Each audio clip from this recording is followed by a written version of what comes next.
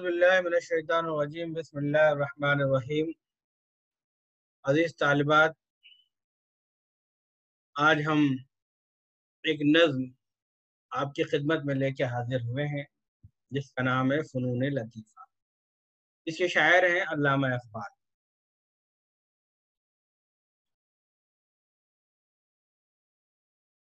نظم کا متن ہے: اے اہل نظر ذوق نظر خوب ہے، لیکن جو شے کی حقیقت کو نہ دیکھے وہ نظر کیا۔ مقصود ہنر سوز حیات ابدی ہے، ایک نفس یا دو نفس مثل شرر کیا۔ جس سے دل دریا متلاطم نہیں ہوتا، اے قطرہ نسیاں وہ صدف کیا وہ گوہر کیا۔ شاعر کی نواں ہو کہ مغنی کا نفس ہو، جس سے چمن افسردہ ہو وہ باد سحر کیا۔ بے معجزہ دنیا میں ابھرتی نہیں قومیں، جو ضرب کلیمی نہیں رکھتا وہ ہنر کیا۔ اس نظم کو لکھنے والے علامہ اقبال ہیں۔ علامہ اقبال کے جو مجموعے شائع ہوئے ان میں بانگ درا، بال جبریل، ضرب کلیم اور ارمغان حجاز اہم ہیں۔ علامہ اقبال کی پیدائش 9 نومبر 1873 میں ہوئی اور وفات 21 اپریل 1938 میں ہوئی۔ علامہ اقبال کی تعلیم سے متعلق میٹرک اور انٹر سیالکوٹ سے، بی اے عربی و فارسی، ایم اے فلسفہ لاہور سے، بیرسٹری جرمنی میونخ یونیورسٹی فلسفہ میں پی ایچ ڈی۔ شہرت شاعر مشرق، فلسفی شاعر، آفاقی شاعر اور پیامبر شاعر کے نام سے انہیں جانا گیا۔ اقبال کی شاعری کی خصوصیات: حرکت و عمل کا پیغام، عمل کے ذریعے دنیا و آخرت میں کامیابی، حرکت زندگی اور جمود موت کی مانند ہے۔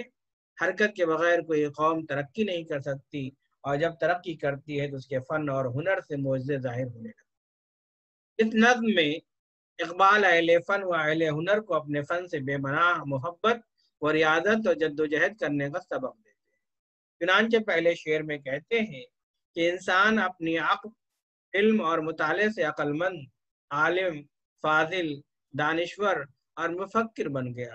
وہ نئی نئی ایجادات کر کے کائنات کے رازوں سے پردہ اٹھانے لگا اور اونچی نظر والا بن گیا، لیکن حقیقت کی طرف اس کی نظر نہیں جا سکی۔ مرض کا علاج ڈھونڈ لیا، لیکن شفا دینے والے خدا تک نہیں پہنچ سکا، جبکہ دانشور انسان کو اپنے مسئلے کے لیے سب سے پہلے خدا کی طرف رجوع کرنا چاہیے۔ دوسرے مصرے میں اقبال کہتے ہیں کہ فن و ہنر کا مقصد تو دائمی راحت ہونی چاہیے، جبکہ آج کے علوم و فنون میں صرف دنیاوی سکون پہنچاتے ہیں، آخرت کے عیش و آرام کی کوئی فکر نہیں، محض اقبال کی تدریسی خدمات: لیکچرر تاریخ، فلسفہ و سیاست، اورینٹل کالج لاہور، پروفیسر فلسفہ اور انگریزی گورنمنٹ کالج لاہور، عارضی پروفیسر عربی، پروفیسر آنرل کی غیر موجودگی میں لندن یونیورسٹی، عارضی professor commerce college London. Iqbal کی شخصیت: اقبال کا شمار دنیا کے عظیم شاعروں میں ہوتا ہے۔ وہ پوری دنیا میں اس حیثیت سے مشہور ہے: شاعر مشرق، فلسفی شاعر، مفکر شاعر، پیامبر شاعر اور آفاقی شاعر۔ اقبال کی شاعری: اقبال ہندوستان کی تحریک آزادی کے اولین نقیبوں میں سے ہیں۔ ان کی قومی و وطنی شاعری اردو اور تمام ہندوستانی زبانوں کی قومی شاعری کا قابل فخر اثاثہ ہے۔ جیسے ترانے ہندی، سارے جہاں سے اچھا ہندوستان ہمارا۔ اقبال ایک پیامبر شاعر ہیں، اپنے پیغام حق و صداقت کو پوری دنیا کے سامنے پیش کرتے ہیں۔ ان کی ہمدردی پوری انسانیت سے ہے۔ وہ پوری دنیا سے ظلم و ستم اور استحصال کا خاتمہ کر کے صالح انقلاب کے علمبردار ہیں۔ وہ فکر و نظر اور تعلیم و تربیت کے میں بنیادی اصلاح کے حامی ہیں۔ اس کے لیے انہوں نے نوجوان، اساتذہ، طلبہ اور اہل فکر و نظر کو اپنی شاعری کا مخاطب بنایا۔ چنانچہ وہ نوجوانوں کے بارے میں خدا سے دعا کرتے ہیں: جوانوں کو میری آہیں سحر دے، تو ان شاہین بچوں کو بالوں پر دے۔ جوانوں کو سوزے جگر بخش دے، میرا عشق میری نظر بخش دے۔ اقبال کا عمومی نظریہ فن: اقبال کے نظریہ فن پر بحث کرتے ہوئے وحید اختر لکھتے ہیں کہ اقبال ہر اس نظریے کو رد کرتے ہیں جو محض سکون بخش ہو، یا جس کا واحد مقصد احساس حسن ہو۔ اقبال فن کو زندگی کا اعلیٰ کار مانتے ہیں، جس کا مقصد زندگی کی حرکت کو تیز کرنا اور انسانی مقاصد کے تابع رکھنا۔ اقبال کے لیے فن بھی کلاسیکیت سے بغاوت ہے، کیونکہ ان کا رخ ایک طرف کھوئے ہوئے کی جستجو کی طرف ہے اور دوسری طرف مستقبل کی تعمیر کی سمت۔ اس لیے ان کے فن رویے کو رومانی مستقبلیت بھی کہا جاتا ہے۔ اقبال کا فن گوپی چند نارنگ کی تصنیف۔ نظم فنون لطیفہ علیہ لغت۔ فنون فن کی جمع ہے، معنی ہنر، صنعت، گر، ڈھنگ، طرز، دانش رائے۔ لطیفہ اچھی چیز، نیکی، چٹکلا، دلچسپ بات، شگوفہ، انوفا، عجب۔ نسیاں رومیوں کا 7واں مہینہ اور اس کی بارش بیساکھ اور اپریل مئی کا موسم۔ نفس، سانس، دم، گھڑی، ساعت۔ حیات ابدی ہمیشہ کی زندگی۔ صدف، سیپی، گوہر، موتی، شرر، چنگاری۔ یہ تھے اس کے مشکل الفاظ۔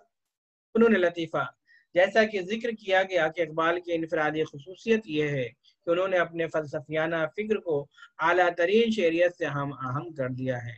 اقبال کی نظم فنون لطیفہ بھی ایک فلسفیانہ نظم ہے، اس میں انہوں نے اہل فکر و نظر اور اہل ہنر و کمال کو خالق کائنات کی پہچان کرنے اور اس کے ہدایات کے مطابق تمام انسانیت کا نافع اور خوشحال کا سامان مہیا کرنا چاہیے۔ سائنسدانوں کو ایسا اقدام کرنا چاہیے جس سے چمن افسردہ نہ ہو، کھیتیاں اور نسل تباہ نہ ہوں، بلکہ چمن کی آبادی کی فکر کرنی چاہیے اور اپنے فن کو معجزہ کلیمی کی طرح غالب اور نفع رسا بنانا چاہیے۔ پہلے شعر میں اقبال کہتے ہیں کہ انسان اپنی عقل، علم اور مطالعہ سے عقل مند، عالم و فاضل، دانشور اور مفکر بن گیا ہے، اونچی نظر والا بن گیا ہے اور نئی نئی ایجادات کر کے کائنات کے رازوں سے پردہ اٹھانے کا دعویٰ کرنے لگا ہے۔ لیکن انسان شے میں طاقت اور کرشمہ دیکھ رہا ہے اور شے کے خالق کو بھلا دے رہا ہے۔ جیسے انسان نے بیماری کی دوا ایجاد کر کے اپنی بڑی کامیابی کا دعویٰ کرتا ہے، لیکن ایک ہی مرض کے 2 مریض کو ڈاکٹر ایک ہی دوا دیتا ہے، ایک کو شفا ملتی ہے ایک کو نہیں، کیونکہ شفا ڈاکٹر کے پاس نہیں، اللہ کے پاس ہے۔ اس لیے انسان کو اپنے مسائل کے لیے پہلے خدا کی طرف رجوع کرنا چاہیے۔ دوسرا شعر جس کی تشریح ہے، دوسرے شعر میں اقبال کہتے ہیں کہ دنیا کے تمام علوم و فنون انسان کو حقیقی چین و سکون نہیں دے سکتے۔ دنیا میں بھی یہ سکون ادھورا ہے اور مرنے کے بعد قبر، حشر اور آخرت میں یہ فنون کام نہیں دیں گے۔ دنیا کی عارضی راحت کی مثال 1 یا 2 سانس یا ایک چنگاری کی طرح ہے۔ ہمیں ایسا ہنر اختیار کرنا چاہیے جو ابدی عیش و راحت کا سامان فراہم کرے۔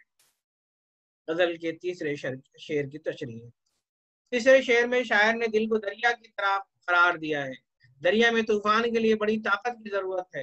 صدف اور موتی دریا میں کوئی ہلچل پیدا نہیں کر سکتے، اسی طرح انسان کے دل میں نیکی کے چھوٹے موٹے جذبات کافی نہیں، اس کے لیے ایسی بڑی نیکی کی ضرورت ہے جو انسان کے دلوں کو جوڑ کر رکھ دے اور اس میں انقلابی تبدیلی لائے اور وہ خود اپنے اندر، اپنے گھر، سماج اور دنیا میں بڑی تبدیلی کے لیے تیار ہو جائے۔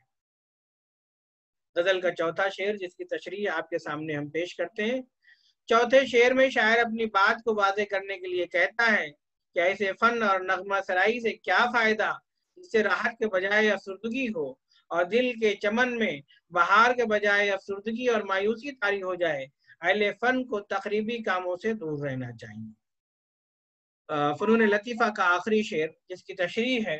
نظم کے آخری شعر میں اقبال انسان کو ایسا ہنر سیکھنے کی دعوت دیتے ہیں حضرت موسیٰ کلیم اللہ کی طرح معجزاتی اور کرشماتی ہو۔ جس طرح حضرت موسیٰ نے اپنی لاٹھی سے معجزانہ طور پر پانی کے چشمے جاری کیے اور دریا پر لاٹھی مار کر راستے بنائے اور اپنی قوم کو فرعون کے چنگل سے بچا لیا، اور اسی راستے پر چل کر فرعون اور اس کا لشکر غرق ہوا، اسی طرح ظالم طاقتوں کا سر کچل کر اور مظلوم لوگوں کو حقوق اور انصاف دلانا ہی فن کا اصل معجزہ ہے۔ مرکزی خیال۔ یہ جو نظم ہے فنون لطیفہ، اس میں کن باتوں کو اہمیت دی گئی ہے اس کی طرف روشنی ڈالتے ہیں۔ اقبال انسان کو اپنے علم و ہنر سے حرکت و عمل کا پیغام دیتے ہیں اور ترقی کی اس معراج پر دیکھنا چاہتے ہیں جہاں انسان کے فن اور ہنر سے معجزے ظاہر ہونے لگے۔ انسان شے کی حقیقت کے ساتھ اللہ کی قدرت کو اور اس کی حکمت و مرضی کو بھی سمجھنے کے لائق ہو اور مادی ترقی کے ساتھ روحانی ترقی بھی کرے اور اپنے علم و ہنر سے تخریب کے بجائے تعمیر کی طرف مائل ہو اور باطل و شرکش قوتوں کو شکست دے کر حق و انصاف کا علم بردار بنے۔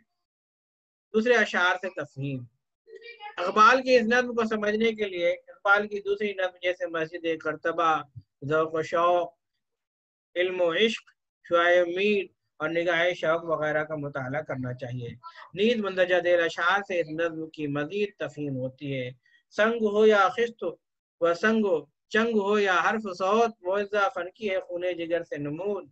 قطرہ خون جگر سلاسل کو بنا دیتا ہے دل، خون جگر سے صدا سوز و سرور و سرود۔